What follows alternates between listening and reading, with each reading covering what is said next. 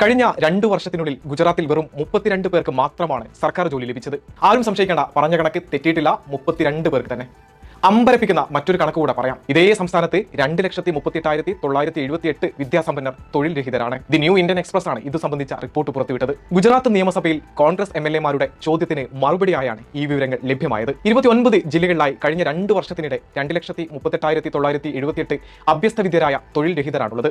നമുക്കറിയാം, ഗുജറാത്തിൽ ആകെ ജില്ലകൾ 33 ആണ്. പുറത്തു വന്നതോ 29 ജില്ലകളുടെ കണക്കുകൾ. അപ്പോൾ ഗുജറാത്തിലെ തൊഴിൽ രഹിതരുടെ എണ്ണം കണക്കുകൾക്കും അപ്പുറം എന്ന് വ്യക്തം. നമ്മുടെ മുഖ്യമന്ത്രി പിണറായി വിജയൻ 2022 ഒരു പൊതുവേദിയിൽ പറഞ്ഞ കണക്കുണ്ട്.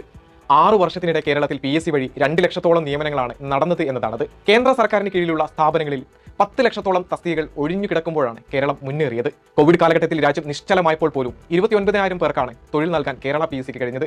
ഇതേ കാലയളവിൽ UPSC വഴി 4,119 നിയമനങ്ങൾ മാത്രമാണ് നടന്നതെന്നും ഓർക്കണം. പുറമെ പുതിയൊരു